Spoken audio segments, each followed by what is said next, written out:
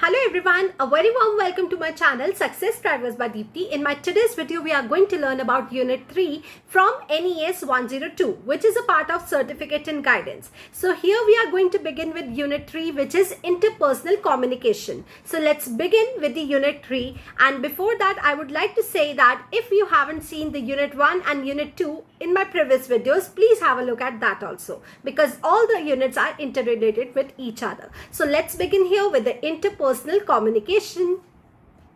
So now let's learn about the word communication. Communication का क्या मतलब होता है? Let's first have a look at its derivation. The word communication is derived from the Latin word communis, and communis का मतलब होता है to share something या फिर exchanging. So यहाँ पे communication का क्या मतलब होगा? It means basically the sending and receiving of messages. यानी कि मैं आपको एक मैसेज कन्वे करती हूँ और उसके बदले में आप मुझे एक रिप्लाई देते हैं. So this is called as sending the message as well as receiving the message from the listener. So this is basically which is called as the communication. According to Webster's dictionary, communication is the process by which the information is exchanged between individuals. तो यहाँ पे Webster dictionary के accordingly communication क्या होता है? एक ऐसा process है जिसके अंदर information जो होती है वो exchange होती है दो या दो से ज्यादा individuals के बीच में. तो यानी कि आप अपने friend circle में भी हो सकते हैं, आप अपने parents के साथ हो सकते हैं, अपने siblings के साथ हो सकते हैं, अपने teachers और colleagues के साथ हो सकते हैं, और उनके साथ जब भी आप कुछ बात करते हैं, आप अपने आइडिया को एक्सप्रेस करते हैं और उनसे कोई आपको फीडबैक मिलता है, उसी को कहते हैं कम्युनिकेशन का process. So this is all about the communication. Also we are going to talk about the definition given to us by Robert. तो रॉबर्ट ने कहा है communication is the interchange of the thoughts and opinions. तो यहाँ पे Robert ने हमें ये बताया है कि ये क्या है, एक इंटरचेंज है थॉट्स और इंफॉर्मेशन का या फिर ओपिनियंस का, जहाँ पे हम लोग क्या करते हैं बाय स्पीच, राइटिंग और साइंस. तो ये तीन फॉर्म में हो सकता है, या तो ये वर्बल हो सकता है, या फिर ये रिटन हो सकता है, या फिर ये नॉन वर्बल भी हो सकता है. तो कम्युनिकेशन कैसा होता है, यहाँ पे आपको आइडिया मिल चुका है कि ये तीन टाइप से हो सकता है, एक वर्बल, एक नॉन वर्बल और एक रिटन फॉर्म में ये हो सकता है. सो communication is a two way process, यानी कि एक ये क्या है, दो वे पाथ है. जैसे कि एक रोड जो होती है वो दो हिस्सों में डिवाइडेड होती है, ऐसे ही कम्युनिकेशन जो होता है वो दो हिस्सों में डिवाइडेड होता है. Number one is the sending of the message, number two is the receiving of the message. तो रिसीविंग जो होता है वो फीडबैक के फॉर्म में भी हो सकता है.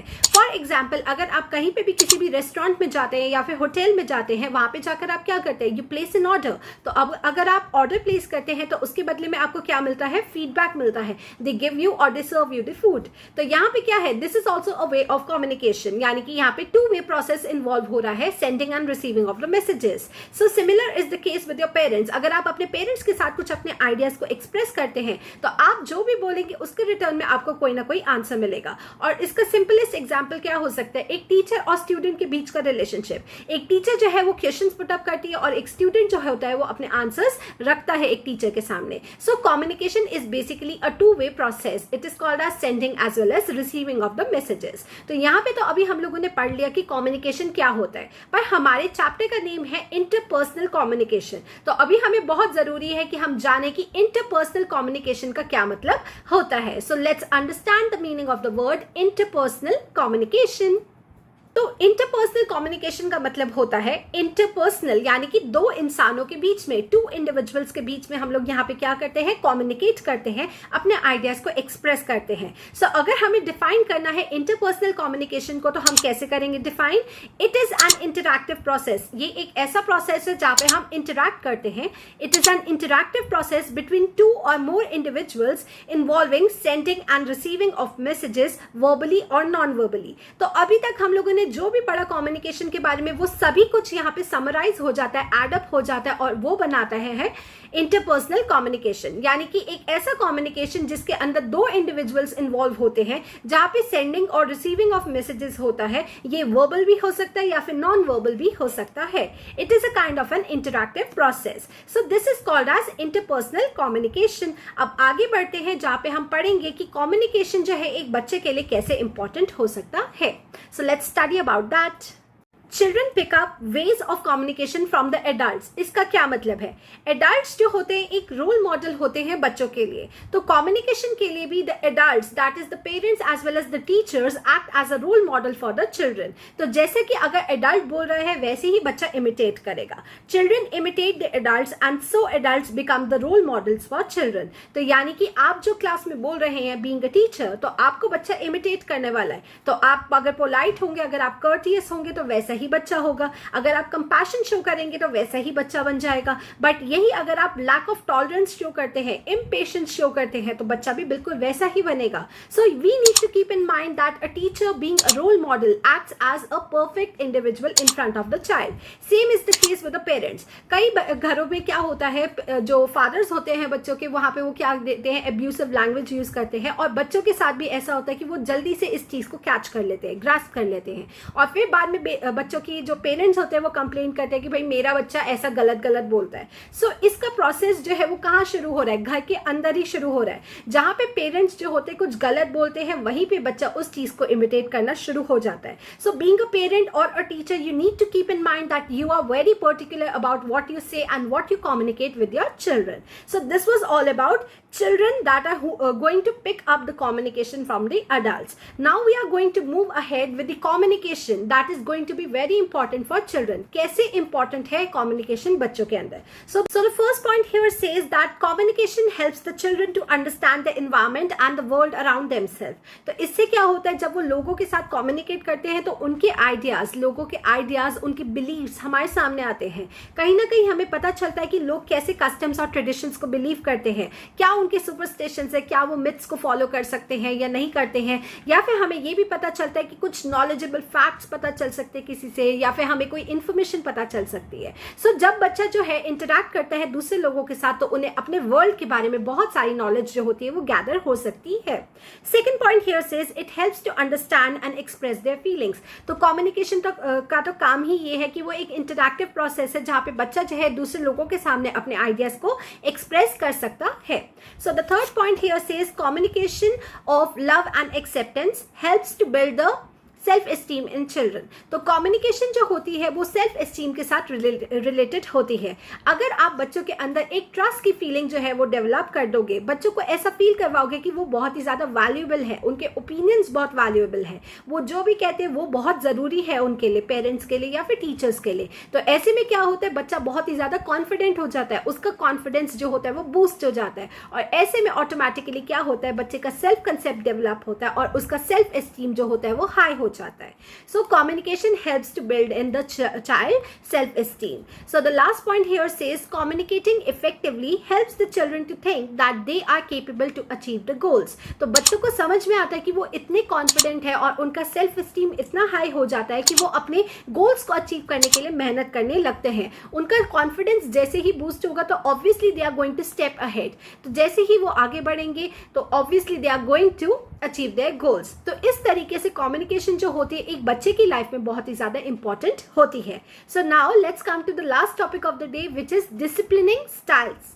So we are going to study about the disciplining styles now, and there are 3 types of disciplining styles. So let's go ahead and study about that. Before beginning with this topic, disciplining styles, I would really request you all to like, share and comment on my video. And अगर अभी तक आप लोगों ने मेरे channel को subscribe नहीं किया है तो प्लीज जल्दी से जाके सब्सक्राइब कीजिए और बेल आइकन को जरूर प्रेस कीजिए. So the 3 styles of discipline are, the first one is authoritarian, the second one is permissive, and the third one is democratic. So here we are going to study about all 3 of them. First one is authoritarian. Authoritarian का क्या मतलब होता है? आप दबाव बना रहे हैं, यानी कि this is a kind of a methodology or a discipline style wherein the teacher plays an important role. यानी कि ये एक ऐसा मेथड है जिसके अंदर टीचर सेंटर्ड होता है, ये स्टूडेंट सेंटर्ड नहीं होता, चाइल्ड सेंटर्ड नहीं होता. यहाँ पे टीचर जो है बस वो अपने हिसाब से चलती है without taking any opinion from the children. तो यहाँ पे टीचर का मोस्ट इंपॉर्टेंट रोल है, वहाँ पे साइड रोल जो है बच्चों का होता है। Teachers and parents are the incharges. तो यहाँ पे टीचर्स और पेरेंट्स जो होते हैं वो इंचार्ज होते हैं। जैसा टीचर बोलेगा, जैसा पेरेंट बोलेगा, वैसे ही बच्चे को करना पड़ेगा, अगर उसकी विलिंगनेस है तो भी और अगर उसकी विलिंगनेस नहीं है तो भी। They are authorities and they control the situation. यहाँ पे पेरेंट्स और टीचर्स जो होते हैं वो कंट्रोल करते हैं सिचुएशन को। All the decisions are taken by parents as well as the teachers because they are authority figure. Children are expected to follow the instructions. बच्चों से बस इतनी एक्सपेक्टेशन रखी जाती है कि जैसा टीचर ने बोला, जैसा पेरेंट ने बोला, बिल्कुल वैसे ही वो करे। Next thing here is obey without any questions. तो बच्चों को यहाँ पे क्या करना है, वो अपने ओपिनियंस को नहीं रख सकते सामने, क्योंकि ये एक टीचर सेंटर्ड मेथोडोलॉजी है। तो टीचर क्या करेगी, बस अपनी डोज जमाएगी यहाँ पे बच्चों के सामने, जैसा उसने कह दिया बिल्कुल वैसे ही बच्चों को करना होता है, without any questions. Little or no opportunity is provided to the children to decide for themselves. Children may become submissive or rebellious. तो यहाँ पे बच्चे कैसे बन जाते हैं, क्योंकि वो बार बार टीचर्स के ओपिनियंस को फॉलो कर रहे हैं, जैसा टीचर कह रही है, जैसा पेरेंट कह रहे हैं, बिल्कुल वैसे ही करे जा रहे हैं। तो ऐसे केस में क्या होता है, बच्चे बहुत ही ज्यादा फ्रस्ट्रेट हो जाते हैं, उनके अंदर बहुत ज्यादा एंजाइटी आ जाती है, क्योंकि उन्हें कोई भी अपॉर्चुनिटी नहीं मिलती जहां पे वो अपने आप को एक्सप्रेस कर सके। सो this is a kind of an authoritarian approach जहां पे वो टीचर सेंटर्ड होते हैं या फिर पेरेंट सेंटर्ड होती है। Now let's study about the next approach which is the permissive approach. So let's begin with that. जो परमिसिव अप्रोच होती है, यहाँ पे पेरेंट्स और टीचर्स का ज्यादा रोल नहीं होता। उनका रोल तभी होता है जब बच्चे उनसे वो रोल डिमांड करते हैं। तो यहाँ पे क्या होता है, पेरेंट्स और टीचर्स का बहुत ही कम कंट्रोल होता है बच्चों के ऊपर, और ऐसे में बच्चे कैसे बन जाते हैं, बहुत ही ज्यादा ऑब्स्टिनेट बन जाते हैं। ऑब्स्टिनेट का मतलब होता है जिद्दी बन जाते हैं। उनका टेम्पर जो होता है वो बहुत ही ज्यादा हाई हो जाता है, बैड टेम्पर्ड हो जाते हैं बच्चे, जिद्दी बन जाते हैं। तो ये जो होता है परमिसिव अप्रोच, इसके अंदर क्या होता है, complete lack of control by the teachers as well as the parents. यहाँ पे क्या होता है, टीचर्स और पेरेंट्स सिचुएशन को कंट्रोल करना नहीं जानते हैं, वो बहुत ही ज्यादा परमिसिव होते हैं, यानी कि वो कुछ भी करने को विलिंग नहीं होते जब तक आप उनसे हेल्प नहीं मांगोगे। Excess of freedom is given to the children. यहाँ पे बच्चों को बिल्कुल फ्रीडम होती है कि वो अपनी मर्जी के अकॉर्डिंगली जो चाहे वो कर सकते हैं।